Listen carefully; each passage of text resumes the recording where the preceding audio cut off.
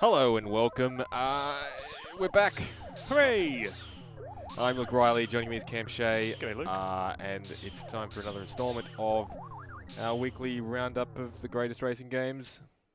Greatest / most significant. Most significant, most memorable. / blah, stuff, blah, blah. stuff we want to talk We've about. said it all before.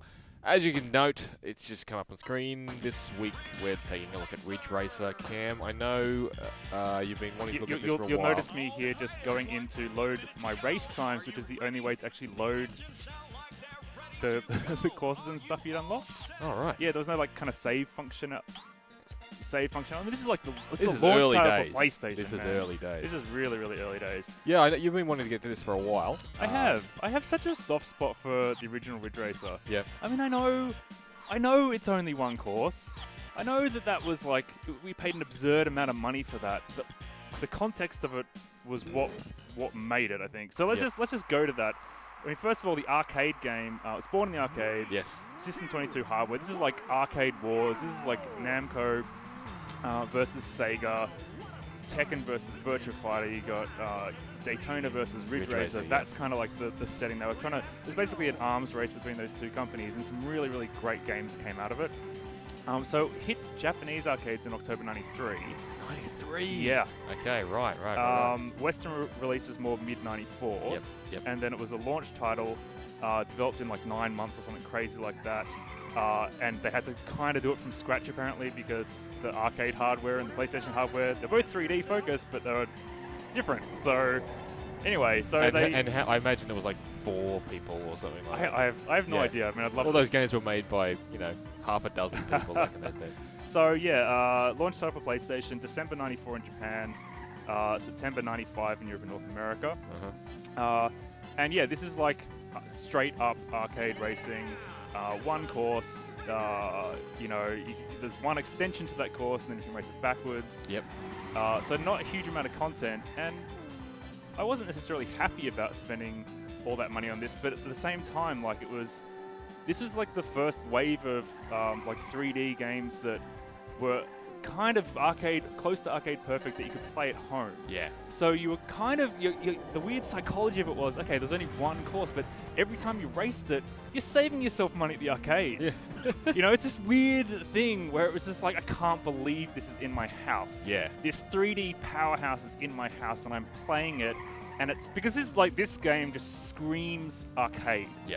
Because it is so brash, so in your face. The mechanics aren't subtle, but they're just like raw. And that's why I like Ridge Racer so much, is because you can really attack it. It's one of those racing games that, like especially compared to like the Ridge Racer games that kind of came immediately afterwards, like Revolution to a lesser extent than Rage Racer and R4. The handling in this is really binary. You're either power sliding or you're not. I know, yeah. And I really like that. There's no wondering whether you're power sliding. Like, especially with the not Lamborghinis, which basically The Shamborghinis, nice. That basically had no traction, right? And so you didn't even have to tap brake. You just steer into a corner and just release the accelerator for a split second, and then bang back on it, and you're sliding. Yep. And when you know that, then that informs like how you race. And I'm not saying that the game doesn't have kind of nuance, because it does. Like if you're watching me doing some courses here, and there's definitely an art form to maintaining your speed out of a power slide, and I'm kind of not really doing that well in some of the races I recorded. I think it's okay to be a little rusty. Yeah, it's been a while. 22 years old. So there is kind of skill to it, but I like that binary nature, and I also really like. I always hated it. Yeah. The binary nature. Yeah. But that's because you want nuance. You want it to feel like a car. I want it to just be exciting.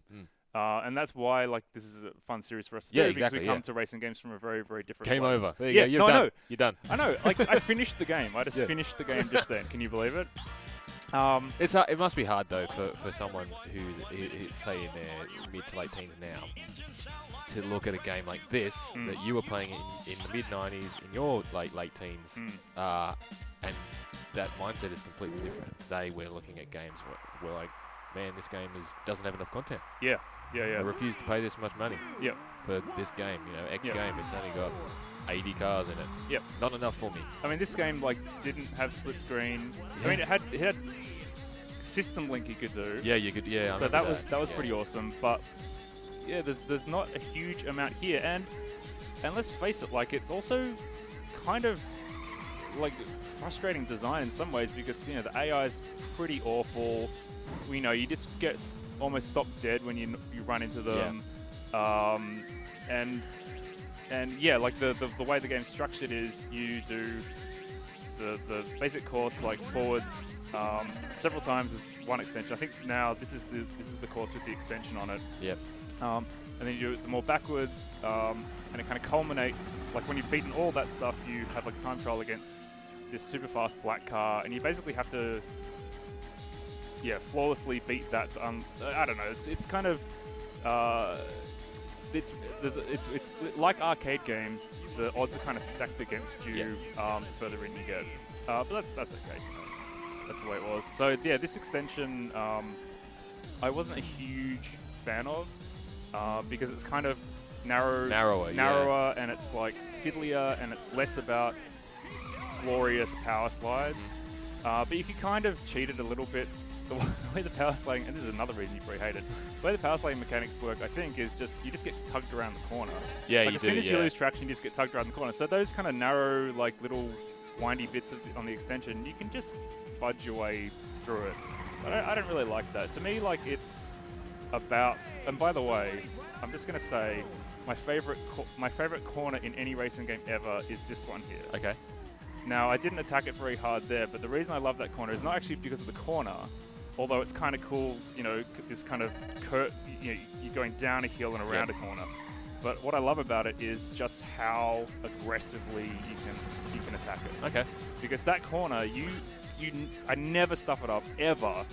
I never crash into it, but you can go so close to it that it feels like you're brushing up against the rock. Yeah. And you can steer into it really early and just sweep across it, just right in front of the rock face, and then out into this clean just acceleration down that beach stretch.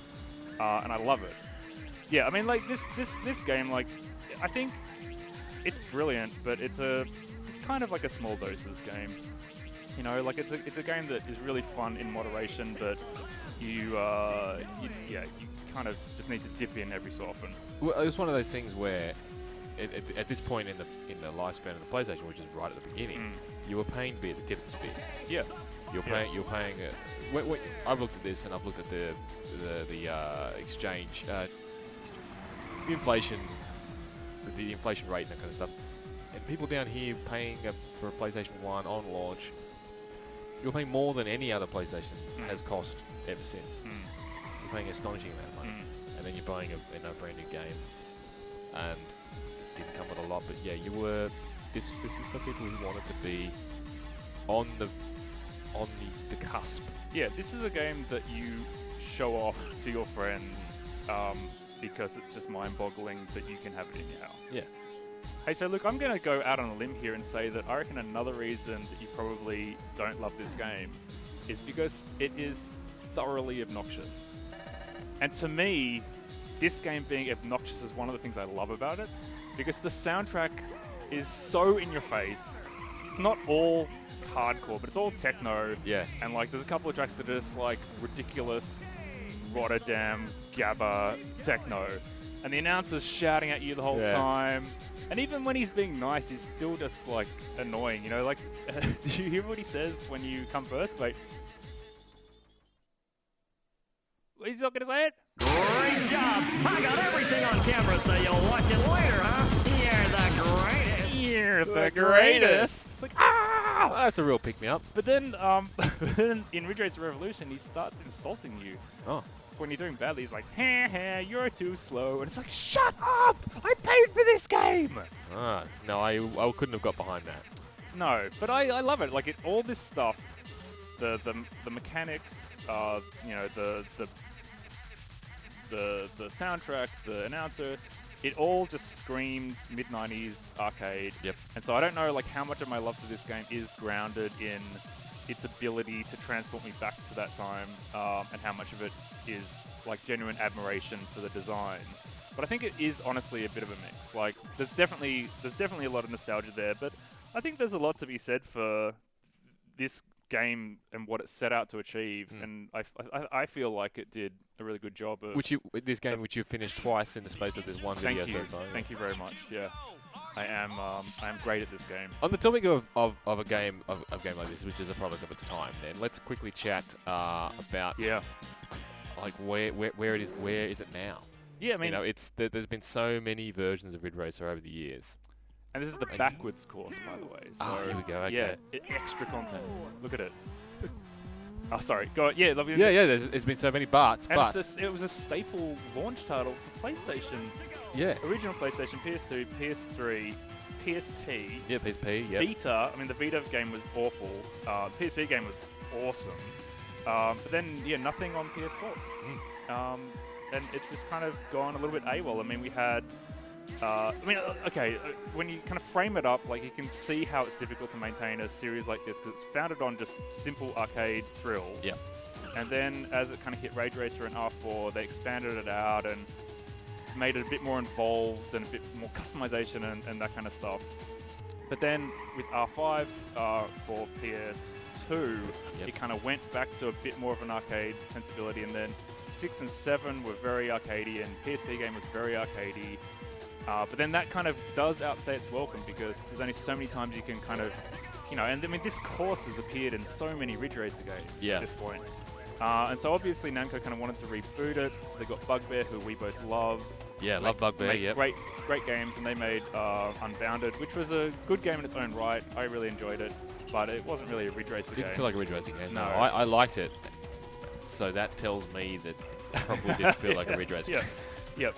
And then there was Driftopia, which was like a free-to-play take on that, which was in early access on PC. And they never came out of it. They just shuttered it. And then there was like Slipstream on mobile, but I don't...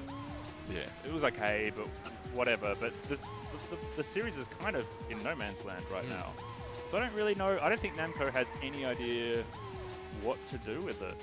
I mean, I personally feel like maybe you do just use it as that technical showcase thing.